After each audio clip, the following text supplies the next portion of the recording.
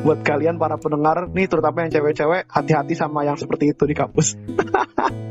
Iya ya, penting itu. Jangan sampai kena modus gitu ya. Malah tujuannya beda kan, bahaya.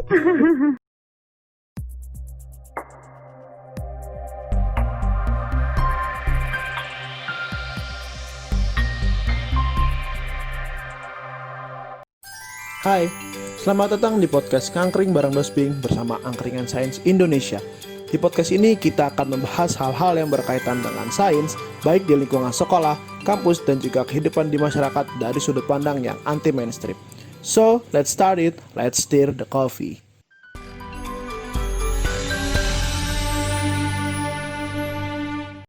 Kita mungkin coba masuk ke pembahasan terkait ininya dulu, keilmiahan kayak gitu kan. Jadi kan dunia keilmiahan di kampus itu kan sangat luas ya. Ada lomba karya tulis ilmiah, ada program kreativitas mahasiswa, international conference, international lomba, bahkan skripsi pun itu pun suatu hal yang sekarang kan harus dibikin ya Nas ya. Kalau mau lulus kan harus bikin skripsi kan. Itu kan juga merupakan wajib kan. Itu kan merupakan salah satu bentuk keilmiahan kayak gitu. Jadi kalau kamu kuliah istilahnya itu kamu harus berkecimpung di dunia keilmiahan, meskipun ada yang banyak, ada yang sedikit gitu. Nah kalau Nasiti sendiri itu sempat lolos berapa kali ya program kreativitas mahasiswa ya Nas ya? Beberapa kali ya? Berapa kali kalau boleh tahu Nas? PKM ya? Ya PKM. Ya kalau PKM sebenarnya 2 tahun pendanaan. Masing-masing itu 2 judul, jadi mungkin kalau di total pernah lolos 4 kali kayak gitu sih. Itu kalau boleh tahu pertama kali lolos itu tahun berapa itu? Kalau yang pertama itu pas saya maba. Waduh. Itu mungkin sekitar 2015-2016 kalau nggak salah sih. 2015 kalau nggak salah. 15 itu pengajuannya kalau nggak salah biasanya kan. Itu 2016. Iya. Luar biasa. Itu tentang apa tuh? Masih kan nggak dulu tentang apa? Ya, kalau bidangnya sih PKMP ya, penelitian. Karena mungkin basic saya kan kimia ya, lebih banyak berhubungan sama penelitian-penelitian. Jadi kebetulan keempat-empatnya itu tentang penelitian. Pernah nyoba di luar itu, tapi kebetulan belum bisa lolos kayak gitu sih. Oh ya, juga bagi para pendengar yang mungkin belum tahu apa itu PKM atau program kreativitas mahasiswa. Jadi PKM itu merupakan dana hibah ya Nasiti ya. Dana hibah yang program yang kita tuh bisa mengajukan program kerja, baik itu penelitian, pengabdian, kewirausahaan dan lain-lain itu kepada Kementerian Ristek dan Pendidikan Tinggi. Kalau sekarang udah beda lagi namanya. Kalau dulu kan Kemenristek dan Pendidikan Tinggi, lalu kemudian kalau misalkan proposal itu atau program itu dirasa bagus, nanti akan diberi pendanaan dan nantinya bisa menjalankan program itu. Kalau tadi berarti Nasiti di awal-awal tuh lebih ke arah program yang penelitian ya Nasiti ya? Iya Mas. Berarti pada saat matkul tuh penelitian tentang apa dulu kalau boleh tahu? Masih ingat gak? Ya kalau dulu yang tahun pertama berarti ya. Kalau tahun pertama itu lebih ke arah apa ya? Mikroalga sih, pemanfaatan mikroalga kayak gitu. Buat apa itu alganya kalau itu? Kalau dulu judul yang pertama itu kita nyoba buat kayak biodiesel kayak gitu. Kan mikroalga juga punya apa ya namanya? Minyak lah ya di dalamnya, yield kayak gitu. Nah, kita nyoba buat memperoleh minyak yang bisa sebagai bahan baku apa ya? Namanya terbarukan lah kayak gitu ya. Nah, yang satunya itu tentang pengaruh karbon dioksida ke mikroalganya. Kan itu bisa digunakan sebagai apa ya, penyerap kayak gitulah ya, penyerap karbon dioksida dengan harapan nantinya bisa mengurangi polusi yang ada sekarang. Berarti kalau dilihat sebenarnya kan Nasiti waktu lolos pendanaan itu kan semester 2 berarti ya, waktu diberi dana lolos penelitian kayak gitu. Iya kan? Iya. Waktu itu. Iya. Waktu semester 2 kan juga mungkin banyak juga pendengar yang dari kalau golongan mahasiswa. Itu kan banyak yang pada semester 1, semester 2 itu kan belum belajar bener-bener loh. Kayak saya dulu di biologi tuh semester 2 tuh masih biologi dasar, belum kayak yang terapan-terapan. Sedangkan tadi penelitian Nasiti itu lebih ke arah terapan kayak gitu loh. Nah, cara kamu survive gitu loh, gimana? Apa kamu bareng kakak tingkat atau gimana kayak gitu? Soalnya kan lumayan berat juga itu untuk anak semester 2. Ya, lumayan sih dulu. Apalagi kan masih penyesuaian ya. Ketika baru masuk kuliah langsung dihadapkan seperti itu gitu.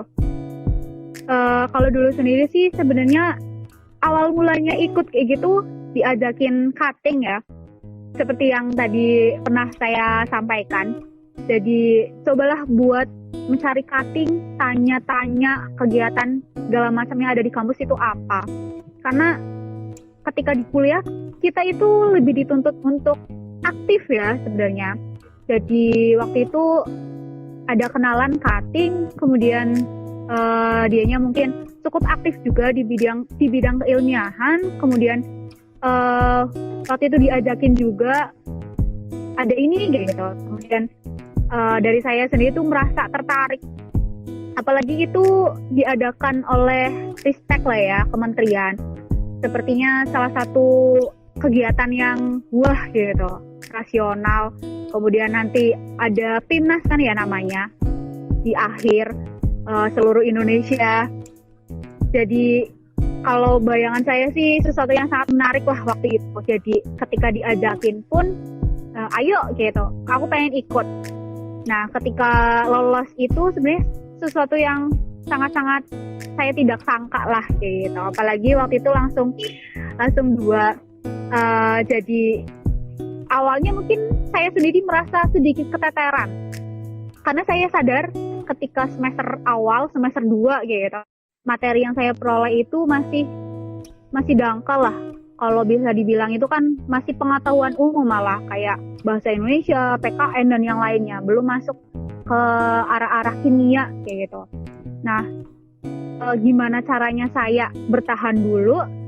Otomatis saya harus banyak baca gitu. Kalau dulu mungkin masih ada cutting yang berbaik hati buat mengajarkan.